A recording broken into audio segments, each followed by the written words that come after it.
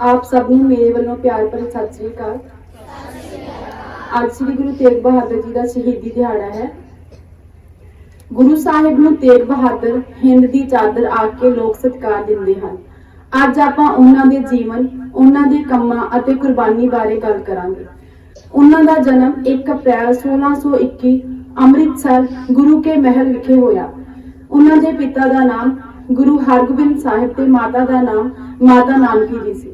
सब तो छोटे पुत्र सन। आप दी पढ़ाई अमृतसर विच होई। आपने पंजाबी अते फारसी दी विद्या प्राप्त की।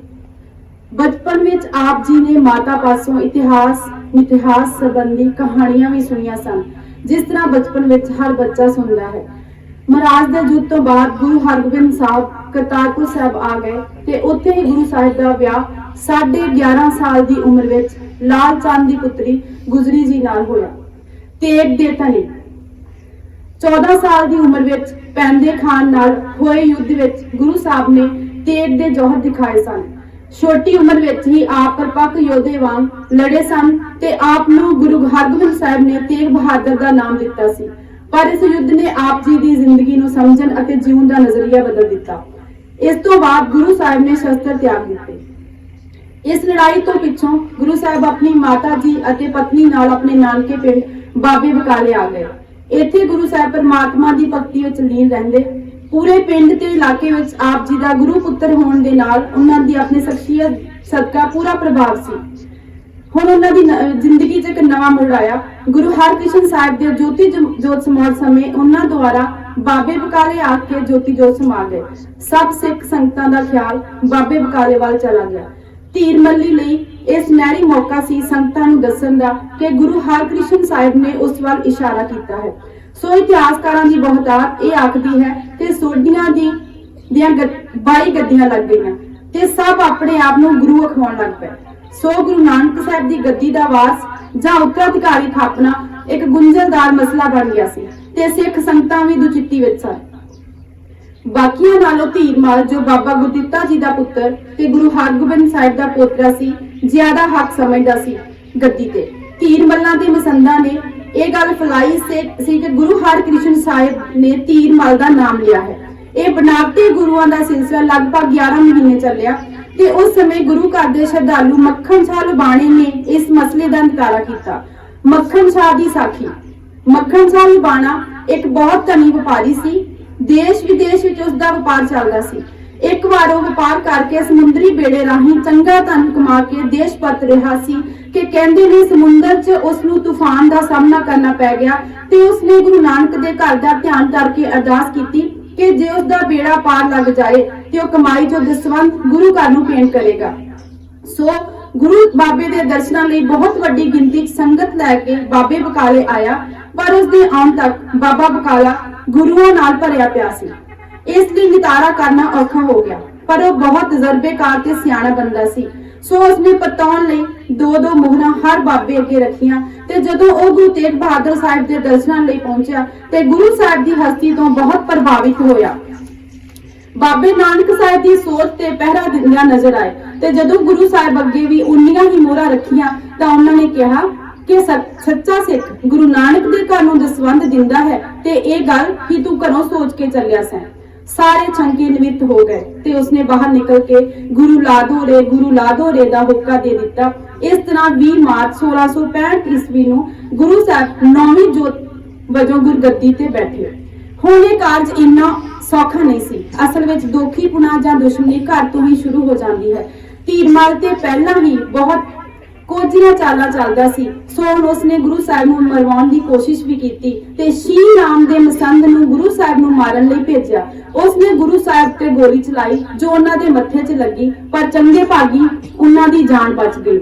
इत्थे मक्खन शाह ने फिर अपना रोल अदा किया ते धीरमल दे डेरे ते हमला करके शीहे मसंद ते साथियां नूं फड़ लिया ते गुरु साहिब कोल ले आए, पर गुरु साहिब ने उन्हां नूं माफ कर दिता।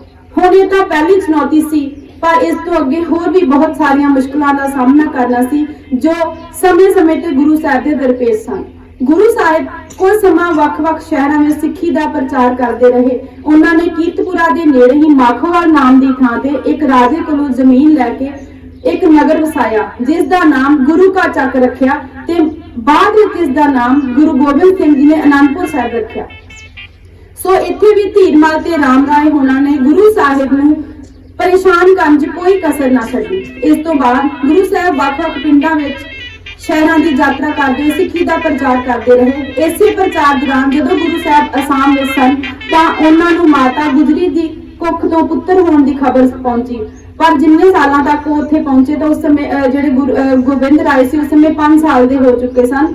कश्मीरी पंडितां दी राजधान औरंगजेब एक मजहबी जनून रखने वाला राजा उस समय हिंदुस्तान ते राज कर रहा सी ते उसका मकसद हर धर्म का बीज नाश करके सिर्फ एक धर्म बना देण दा सी। सो उसने हर धर्म के मुखिया ते पैरोकारां नूं तंग परेशान करके उन्हां नूं इस्लाम वल आउण लई मजबूर करना शुरू कर दिता।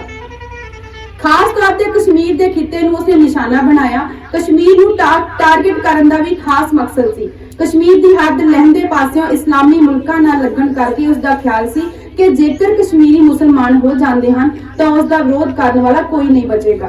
दूसरी गल कश्मीर के पंडित बहुत विद्वान सन ते जेकर ये मुसलमान बन जान ते इस्लाम नूं विद्वान प्रचारक मिल जाणगे।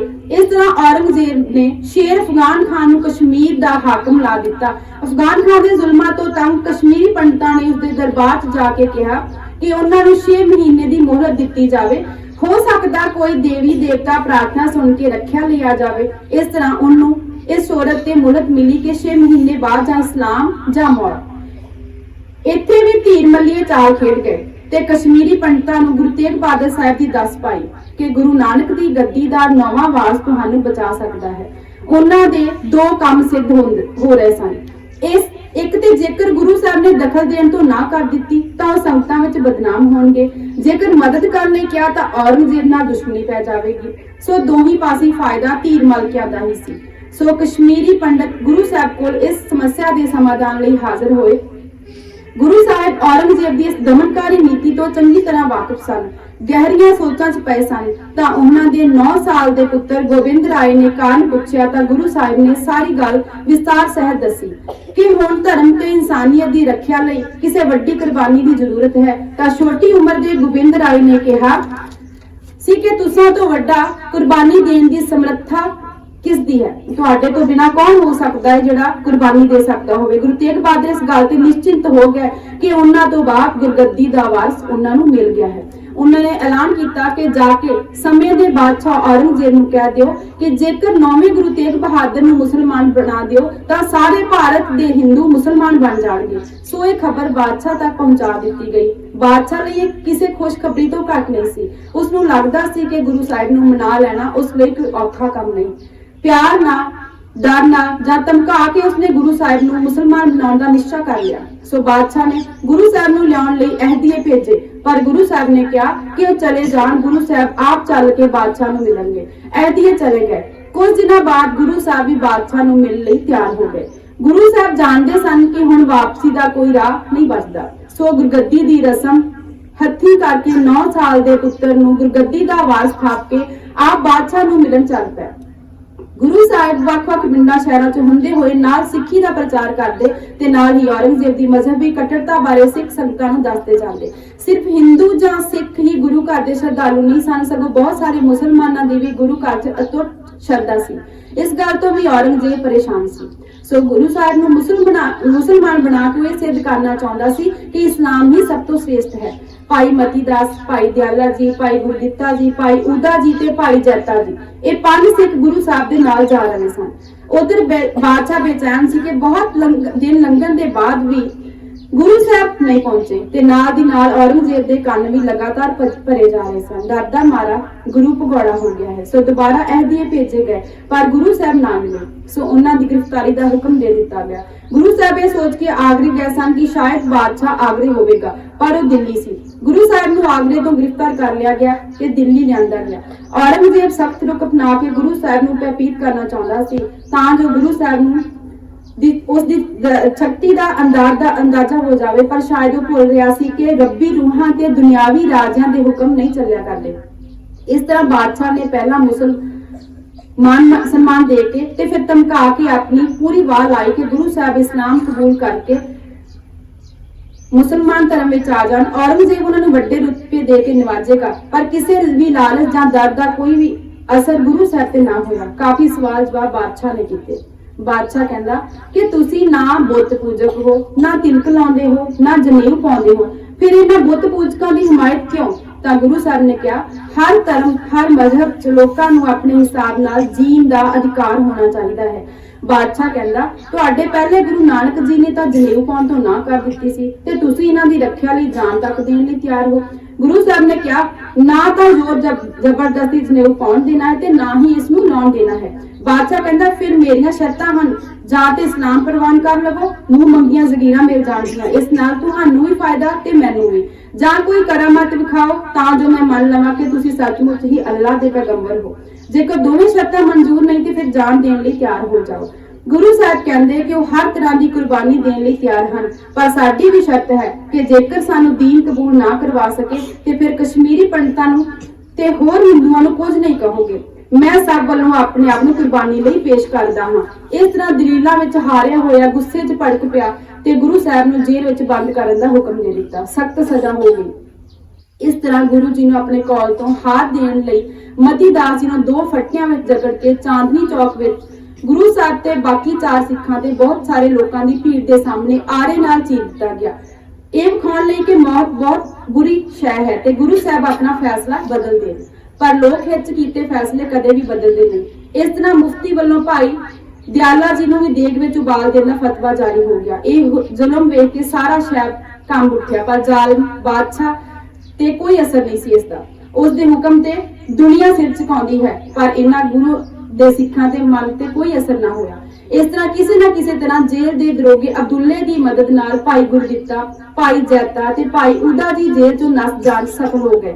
ਪਰ ਇਸ ਦੀ ਸਜ਼ਾ ਗੁਰੂ ਸਾਹਿਬ ਨੂੰ ਹੋਰ ਸਖਤ ਚੱਲਣੀ ਪਈ। ਉਹਨਾਂ ਨੂੰ ਇੱਕ ਲੋਹੇ ਦੇ ਪਿੰਜਰੇ ਵਿੱਚ ਬੰਦ ਕਰ ਦਿੱਤਾ, ਜਿਸ ਵਿੱਚ ਉਹਨਾਂ ਤੋਂ ਖੜਾ ਵੀ ਨਹੀਂ ਹੋਇਆ ਜਾ ਸਕਦਾ ਸੀ। ਹੁਣ ਬਾਦਸ਼ਾਹ ਇੱਕ ਹੋਰ ਚਾਰਾ ਮਾਰ ਕੇ ਗੁਰੂ ਸਾਹਿਬ ਨੂੰ ਭਰਮਾਉਣਾ ਚਾਹੁੰਦਾ ਸੀ, ਪਰ ਇਸ ਵਾਰ ਵੀ ਉਹ ਸਫਲ ਨਾ ਹੋ ਸਕਿਆ। ਗੁਰੂ ਸਾਹਿਬ ਅੜੀ ਦੇ ਪੱਕੇ ਹੋਣ ਕਰਕੇ ਬਾਦਸ਼ਾਹ ਨੂੰ ਲਗਾਤਾਰ ਚੁੱਪ ਰਹੇ ਸਨ। ਸੋ ਬਾਦਸ਼ਾਹ ਨੇ ਗੁਰੂ ਸਾਹਿਬ ਦਾ ਸੀਸ ਧੜ ਤੋਂ ਵੱਖ ਕਰਨ ਦਾ ਹੁਕਮ ਆਖ ਸੁਣਾਇਆ। ਸਮਾਣੇ ਦੇ ਵਸਨੀਕ ਜਲਾਲਦੀਨ ਨੇ ਇੱਕ ਹੀ ਵਾਰ ਨਾਲ ਗੁਰੂ ਸਾਹਿਬ ਦਾ ਸੀਸ ਧੜ ਤੋਂ ਵੱਖ ਕਰ ਦਿੱਤਾ। ਭਾਈ ਜਾਤਾ ਵੀ ਉਸ ਸਮੇਂ ਦਿੱਲੀ ਮੌਜੂਦ ਸੀ। ਸੋ ਕਹਿੰਦੇ ਉਸ ਸਮੇਂ ਇੱਕ ਜ਼ਬਰਦਸਤ ਹਨੇਰੀ ਵਗੀ ਕਿ ਇਸ ਹਨੇਰੀ ਦੀ ਆੜ 'ਚ ਭਾਈ ਜਾਤਾ ਜੀ ਨੇ ਗੁਰੂ ਸਾਹਿਬ ਦਾ ਸੀਸ ਚਾਦਰ ਵਿੱਚ ਲੁਕਾ ਲਿਆ ਤੇ ਆਨੰਦਪੁਰ ਜਾ ਪਹੁੰਚਾ। ਗੁਰੂ ਸਾਹਿਬ ਦਾ ਧੜ ਲੱਖੀ ਸ਼ਾਹ ਵਣਜਾਰੇ ਨੇ ਹਨੇਰੀ ਦੀ ਆੜ 'ਚ ਆਪਣੇ ਗੱਡਿਆਂ ਤੇ ਲਿਆ ਕੇ ਆਪਣੇ ਘਰ ਵਿੱਚ ਹੀ ਘਰ ਨੂੰ ਅੱਗ ਲਾ ਕੇ ਸੰਸਕਾਰ ਕਰ ਦਿੱਤਾ। ਇੰਜ ਗੁਰੂ ਸਾਹਿਬ ਦੀ ਕੁਰਬਾਨੀ ਤੋਂ ਬਾਅਦ ਦਾ ਸਿੱਖ ਇਤਿਹਾਸ ਨਵਾਂ ਮੋੜ ਲੈਂਦਾ ਹੈ। ਗੁਰੂ ਗੋਬਿੰਦ ਸਿੰਘ ਜੀ ਜੋ ਸਮੇਂ ਗੋਬਿੰਦ ਰਾਏ ਸਨ ਨੇ ਸੋਚਿਆ ਕਿ ਕੁਰਬਾਨੀਆਂ ਬਹੁਤ ਹੋ ਚੁੱਕੀਆਂ ਹਨ, ਹੁਣ ਸਮੇਂ ਦੇ ਹਾਕਮਾਂ ਨਾਲ ਟੱਕਰ ਲੈਣ ਦਾ ਸਮਾਂ ਆ ਗਿਆ ਹੈ। ਇੰਜ ਗੁਰੂ ਸਾਹਿਬ ਦੀ ਕੁਰਬਾਨੀ ਇੱਕ ਨਵਾਂ ਅਧਿਆਇ ਲਿਖਦੀ ਹੈ। ਵੈਰਾਗਮਈ ਸ਼ਲੋਕ। ਆਪ ਜੀ ਨੇ ਵੈਰਾਗਮਈ ਸ਼ਲੋਕ ਜੋ ਗੁਰੂ ਗ੍ਰੰਥ ਸਾਹਿਬ ਵਿੱਚ ਦਰਜ ਹਨ ਤੇ ਇਹ ਸ਼ਲੋਕ ਮਨੁੱਖੀ ਹਸੀ ਦਾ ਸੱਚ ਬਿਆਨ ਕਰਦੇ ਹਨ। ਇਹਨਾਂ ਦੀ ਬਾਣੀ 3 ਨੁਕਤਿਆਂ ਤੇ ਕੇਂਦਰਿਤ ਹੈ, ਬ੍ਰਹਮਣ ਤੇ ਜੀਵ। ਉਹ ਪ੍ਰਮਾਤਮਾ ਦੀ ਹੋਂਦ ਨੂੰ ਬੜੀ ਦ੍ਰਿੜਤਾ ਨਾਲ ਬਿਆਨ ਕਰਦੇ ਹਨ ਤੇ ਉਸ ਦੁਆਰਾ ਸਾਜੀ ਹਸਤੀ ਦੀ ਨਾਸ਼ਮਾਨਤਾ ਦਾ ਅਹਿਸਾਸ ਦਿਵਾਉਂਦੇ ਹਨ। ਉਹਨਾਂ ਦੀ ਬਾਣੀ ਵਿੱਚ ਵੈਰਾਗ ਤੇ ਮੁਕਤੀ ਦਾ ਸੰਕਲਪ ਹੈ। ਗੁਰੂ ਗ੍ਰੰਥ ਸਾਹਿਬ ਵਿੱਚ ਗੁਰੂ ਤੇਗ ਬਹਾਦਰ ਸਾਹਿਬ ਦੇ ਸ਼ਲੋਕ ਸੁਣਦਿਆਂ ਮਨੁੱਖ ਜ਼ਿੰਦਗੀ ਦੇ ਸੱਚ ਦੇ ਸਨਮੁਖ ਹੁੰਦਾ ਹੈ। ਮਨੁੱਖੀ ਅਧਿਕਾਰਾਂ ਦੀ ਗੱਲ ਕੀਤੀ ਸਾਡੇ ਗੁਰੂ ਸਾਹਿਬ ਨੇ। ਮਨੁੱਖੀ ਅਧਿਕਾਰਾਂ ਦੀ ਗੱਲ ਗੁਰੂ ਸਾਹਿਬ ਨੇ ਕੀਤੀ ਹੈ। ਹਰ ਕਿਸੇ ਨੂੰ ਆਪਣੇ ਰੱਬ ਖੁਦਾ ਨੂੰ ਮੰਨਣ ਦਾ ਹੱਕ ਹੈ। ਕੋਈ ਧਰਮ, ਮਜ਼ਹਬ ਜਾਂ ਜਾਤ ਕਿਸੇ ਤੋਂ ਘੱਟ ਨਹੀਂ, ਸਭ ਬਰਾਬਰ ਨੇ। ਧਰਮ ਅਪਣਾਉਣ ਜਾਂ ਛੱਡਣ ਦਾ ਫੈਸਲਾ ਨਿੱਜੀ ਹੋਵੇ, ਨਾ ਕਿ ਸਰਕਾਰ ਤਲਵਾਰ ਦੇ ਜ਼ੋਰ ਦੇ ਨਾਲੇ ਲਾਗੂ ਕਰੇ। ਅੱਜ ਸਭ ਸੰਗਤਾਂ ਗੁਰੂ ਸਾਹਿਬ ਦਾ 400 ਸਾਲਾ ਮਨਾ ਰਹੀਆਂ ਹਨ। ਜ਼ੁਲਮ ਕਰਨ ਵਾਲੇ ਇਤਿਹਾਸ ਵਿੱਚ ਹਮੇਸ਼ਾ ਖਲਨਾਇਕ ਹੀ ਪੜ੍ਹੇ ਜਾਂਦੇ ਹਨ, ਪਰ ਦੂਸਰਿਆਂ ਲਈ ਲੜਨ ਮਰਨ ਵਾਲਿਆਂ ਨੂੰ ਇਤਿਹਾਸ ਦੀ ਲੁਕਾਈ ਹਮੇਸ਼ਾ ਯਾਦ ਰੱਖਦੀ ਹੈ। ਧੰਨਵਾਦ।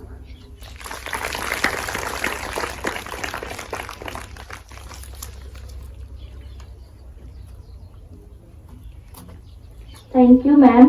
Now I request you very much respected chairman sir. Sir, please come on the stage and share some valuable views with us.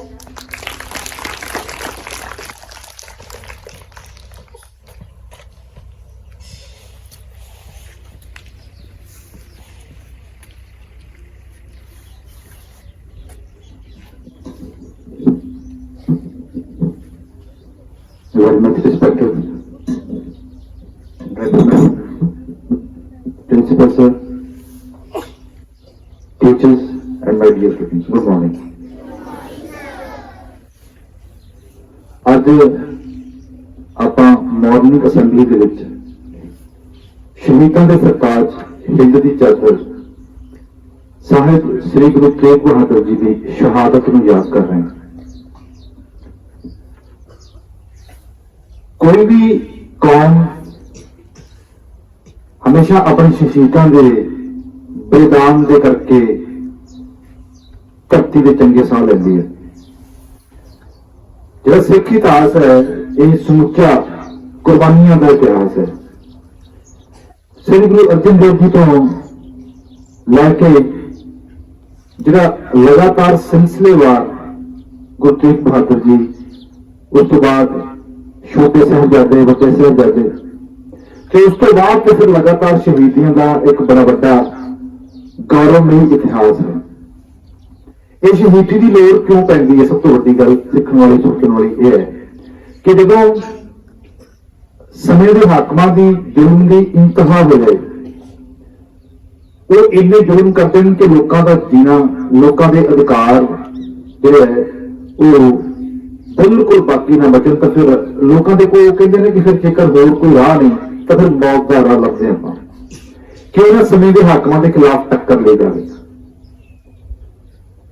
ਸੋ ਇਹ ਸਿਲਸਿਲਾ ਜਿਹੜਾ ਹੈ ਉਹਦੀ ਗੁਰਤੀ ਹੈ ਸਾਡੇ ਉਹਨਾਂ ਯੋਧਿਆਂ ਨੂੰ, ਕਿਉਂਕਿ ਸਾਡੇ ਜਿਹੜੇ ਮੁਖੀ ਸੀ ਜਿਹੜੇ ਸਾਡੇ ਗੁਰੂ ਸਾਹਿਬਾਨ ਸੀ, ਉਹ ਅੰਦਰ ਵੜ ਕੇ ਨਹੀਂ ਬੈਠੇ ਕਿ ਆਪਣੇ ਸਿੱਖਾਂ ਨੂੰ ਅੱਗੇ ਲਾ ਕੇ ਤੁਸੀਂ ਜਾ ਕੇ ਸ਼ਹੀਦ ਹੋ ਤੇ ਅਸੀਂ ਆਪਣੇ ਟੌਰ ਨਾਲ ਆਪਣੀਆਂ ਲਿਬਰਟੀਆਂ ਚਮਕਾਉਣੇ, ਉਹ ਆਪ ਅੱਗੇ ਲੱਗ ਕੇ ਸ਼ਹੀਦ ਹੋਏ ਨੇ।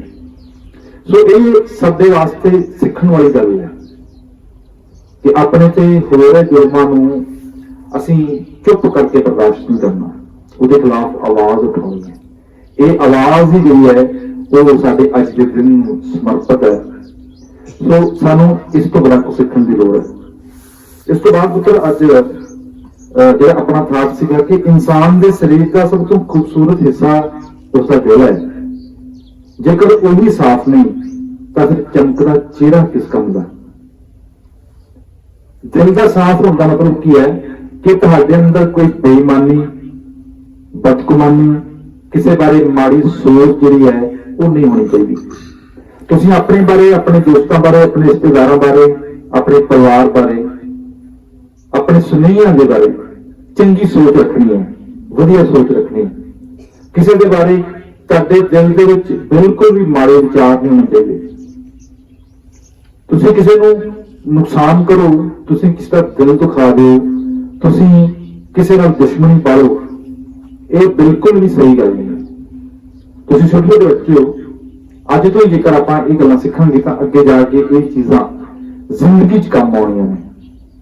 ਸੋ ਹਮੇਸ਼ਾ ਆਪਣੇ ਅੰਦਰ ਚੰਗੇ ਵਿਚਾਰ ਰੱਖਿਆ ਕਰੋ, ਆਪਣੀ ਬੁੱਧੀ ਨੂੰ ਹਮੇਸ਼ਾ ਚੰਗੀ ਸਿੱਖਿਆ ਦੇ ਨਾਲ ਪ੍ਰਫੁੱਲਤ ਕਰੋ, ਆਪਣੇ ਅੰਦਰ ਇਹੋ ਜਿਹੇ ਸੋਹਣੇ ਵਿਚਾਰ ਭਰੋ ਤਾਂ ਜੋ ਤੁਸੀਂ ਜ਼ਿੰਦਗੀ ਭਰ ਜਿਹੜਾ ਹੈ ਉਹ ਆਪਣੇ ਆਪ ਤੇ ਮਾਣ ਕਰ ਸਕੋ ਕਿ ਮੈਂ ਕਿਸੇ ਦਾ ਕੁਝ ਨਹੀਂ ਵਿਗਾੜਿਆ, ਮੈਂ ਕਿਸੇ ਦਾ ਦਿਲ ਨਹੀਂ ਦੁਖਾਇਆ। ਕਿਉਂਕਿ ਜੀਵਨ ਵਾਸਤੇ ਜੇਕਰ ਚੰਗੀ ਜ਼ਿੰਦਗੀ ਜਿਉਣੀ ਚਾਹੁੰਦੇ ਹੋ ਵਧੀਆ, ਤਾਂ ਉਹਦੇ ਵਾਸਤੇ ਚੰਗੀ ਸੋਚ ਦਾ ਹੋਣਾ ਬੜਾ ਲਾਜ਼ਮੀ ਹੈ। ਚੰਗਾ ਸੋਚਣਾ ਬੜਾ ਜ਼ਰੂਰੀ ਹੈ। ਸਾਡੇ ਅੰਦਰ ਜੇਕਰ ਈਰਖਾਂ ਹੋਣਗੀਆਂ, ਨਫ਼ਰਤ ਭਰੀ ਹੋਏਗੀ ਤਾਂ ਅਸੀਂ ਕਿਸੇ ਦਾ ਕੋਈ ਨੁਕਸਾਨ ਨਹੀਂ ਕਰਦੇ। ਉਸ ਈਰਖਾ, ਉਹ ਸਾਰਾ ਸਾਨੂੰ ਸਾਡੇ ਅੰਦਰ ਨੂੰ ਸਾੜ ਰਿਹਾ ਹੁੰਦਾ ਹੈ। ਜੇਕਰ ਮੈਂ ਗੁੱਸੇ ਚਾਹਾਂ ਤਾਂ ਇਹਦਾ ਤੁਹਾਨੂੰ ਇਹਨਾਂ ਕੋਈ ਖਾਸ ਨੁਕਸਾਨ ਨਹੀਂ ਹੈ ਜਿੰਨਾ ਉਹਦਾ ਮੈਨੂੰ ਨੁਕਸਾਨ ਹੈ। ਕਿਉਂ ਨੁਕਸਾਨ ਹੈ? ਕਿਉਂਕਿ ਮੈਂ ਆਪਣੇ ਆਪ ਨੂੰ ਝੁਰੀ ਜਾ ਰਿਹਾ, ਮੈਂ ਆਪਣੇ ਆਪ ਨਾਲ ਲੜ ਰਿਹਾ ਲਗਾਤਾਰ। ਮੈਂ ਆਪਣੇ ਆਪ ਦੇ ਨਾਲ ਹੀ ਇੱਕ ਕਲੇਸ਼ 'ਚ ਪਿਆ ਹਾਂ, ਆਪਣੇ ਆਪ ਨੂੰ ਗਾਲਾਂ ਕੱਢੀ ਜਾਂਦਾ ਜਾਂ ਮੈਂ ਆਪੇ ਸੋਚੀ ਜਾਂਦਾ ਕਿ ਮੈਂ ਇਹ ਕਰ ਦੂੰ, ਹਾਲਾਂਕਿ ਮੇਰੇ ਹੱਥ ਵਾਸਤੇ ਇੰਨਾ ਖਾਸ ਕੁਝ ਨਹੀਂ, ਪਰ ਫਿਰ ਵੀ ਮੈਂ ਆਪਣੇ ਆਪ ਨੂੰ ਇੱਕ ਇਹੋ ਜਿਹੇ ਮੋੜ ਤੇ ਜਾ ਖੜਾ ਕਰਦਾ ਜਿਸ ਦੇ ਵਿੱਚ ਆਪਣਾ ਆਪ ਦਾ ਨੁਕਸਾਨ ਕਰ ਬੈਠਦਾ। ਸੋ ਹਮੇਸ਼ਾ ਚੰਗੀ ਸੋਚ ਰੱਖੋ, ਵਧੀਆ ਸੋਚਿਆ ਕਰੋ, ਵਧੀਆ ਕਿਤਾਬਾਂ ਪੜ੍ਹਿਆ ਕਰੋ, ਵਧੀਆ ਲੋਕਾਂ ਦੇ ਕੋਲ ਬੈਠਿਆ ਕਰੋ, ਸਿਆਣੇ ਲੋਕਾਂ ਕੋਲ ਬੈਠਿਆ ਕਰੋ, ਸਿਆਣੀਆਂ ਗੱਲਾਂ ਸੁਣਿਆ ਕਰੋ। ਜੇਕਰ ਤੁਹਾਡੇ ਲਾਗੇ ਕੋਈ ਗਲਤ ਗੱਲ ਕਰ ਰਿਹਾ, ਕੋਈ ਮਾੜੀ ਗੱਲ ਕਰ ਰਿਹਾ, ਕੋਈ ਅਸ਼ਲੀਲ ਗੱਲ ਕਰ ਰਿਹਾ ਤਾਂ ਆਪਣੇ ਕੰਨ ਬੰਦ ਕਰ ਲਿਆ ਕਰੋ, ਸੁਣਿਆ ਨਾ ਕਰੋ ਉਹਨਾਂ ਗੱਲਾਂ ਨੂੰ, ਕਿਉਂਕਿ ਉਹਨਾਂ ਗੱਲਾਂ ਦਾ ਸਾਡੀ ਜ਼ਿੰਦਗੀ ਦੇ ਵਿੱਚ ਹਮੇਸ਼ਾ ਮਾੜਾ ਅਸਰ ਪੈਂਦਾ, ਕਦੀ ਚੰਗਾ ਅਸਰ ਨਹੀਂ ਪਿਆ। ਸੋਹਣੀਆਂ ਗੱਲਾਂ ਸਾਨੂੰ ਉੱਪਰ ਲੈ ਕੇ ਜਾਂਦੀਆਂ, ਮਾੜੀਆਂ ਗੱਲਾਂ ਸਾਨੂੰ ਹੇਠਾਂ ਲੈ ਕੇ ਜਾਂਦੀਆਂ। ਤੁਸੀਂ ਕਦੇ ਵੇਖਿਆ ਨਾ ਆਪਣੇ ਘਰੇ ਤੁਹਾਡੇ ਮੰਮਾ ਜਦੋਂ ਸਬਜ਼ੀ ਧਰਦੇ ਆ ਪਹਿਲਾਂ ਧੋਂਦੇ ਉਹਨੂੰ ਚੰਗੀ ਤਰ੍ਹਾਂ ਕਿ ਗੰਦੀ ਧਰ ਦਿੰਦੇ ਬਜ਼ਾਰੋਂ ਲੈ ਕੇ ਸਾਫ਼ ਕਰਦੇ ਹੋਣਗੇ ਨਾ। ਅਸੀਂ ਕੱਪੜੇ ਕਦੀ ਗੰਦੇ ਪਾਏ ਨਹੀਂ ਪਾਉਂਦੇ। ਅਸੀਂ ਕਦੀ ਪਾਣੀ ਗੰਦਾ ਪੀਤਾ ਨਹੀਂ ਪੀਤਾ। ਆਪਾਂ ਪਾਣੀ ਦੇ ਆਰੋ ਵਾਲਾ ਪੀਂਦੇ ਹਾਂ, ਪਰ ਅਸੀਂ ਆਪਣੀ ਸੋਚ ਦੇ ਵਿੱਚ ਗੰਦ ਕਿਉਂ ਰੱਖਦੇ ਹਾਂ? ਜੇਕਰ ਅਸੀਂ ਕੱਪੜੇ ਗੰਦੇ ਨਹੀਂ ਪਾਉਂਦੇ, ਜੇਕਰ ਅਸੀਂ ਖਾਣਾ ਗੰਦਾ ਨਹੀਂ ਖਾਂਦੇ, ਅਸੀਂ ਜੋ ਵੀ ਦੁਨੀਆ ਦੀ ਗੰਦ ਹੈ ਵੱਖਰੀ ਤਰ੍ਹਾਂ ਦੀ ਜਿਹੜੀ ਬਾਹਰੀ ਦਿਸਦੀ ਹੈ ਉਹਨੂੰ ਅਸੀਂ ਅਪਣਾਉਂਦੇ ਨਹੀਂ, ਤਾਂ ਫਿਰ ਅਸੀਂ ਮਾੜੀ ਸੋਚ ਨੂੰ ਨਹੀਂ ਅਪਣਾਉਣਾ। ਜੇਕਰ ਇਹ ਸਾਡੇ ਸਰੀਰ ਨੂੰ ਮਾੜਾ ਲੱਗ ਰਿਹਾ ਹੈ ਤਾਂ ਸਾਡੇ ਇੱਕ ਅੰਦਰ ਵੀ ਹੈ ਜਿਹੜਾ ਸਾਡਾ ਮਨ ਹੈ ਉਹਨੂੰ ਵੀ ਸਾਫ਼ ਰੱਖਣਾ ਹੈ, ਦਿਲ ਨੂੰ ਸਾਫ਼ ਰੱਖਣਾ ਹੈ। ਜਿਹੜੇ ਲੋਕ ਦਿਲ ਦੇ ਸਾਫ਼ ਨੇ ਲੋਕੀ ਉਹਨਾਂ ਦੀ ਕਦਰ ਕਰਦੇ ਨੇ, ਉਹਨਾਂ ਦੀ ਪੂਜਾ ਕਰਦੇ ਨੇ। ਜੇਕਰ ਅੱਜ ਅਸੀਂ ਗੁਰੂ ਤੇਗ ਬਹਾਦਰ ਸਾਹਿਬ ਨੂੰ ਯਾਦ ਕਰ ਰਹੇ ਹਾਂ ਤਾਂ ਇਸੇ ਕਰਕੇ ਕਰ ਰਹੇ ਹਾਂ ਕਿ ਦਿਲ ਤੇ ਸਾਫ਼ ਸੀ। ਤੁਹਾਡੇ ਵਾਸਤੇ ਬੜਾ ਕੁਝ ਕੀਤਾ, ਸਾਡੇ ਵਾਸਤੇ ਬੜਾ ਕੁਝ ਕੀਤਾ। ਸੋ ਬਹੁਤ ਬਹੁਤ ਧੰਨਵਾਦ। Thank you very much.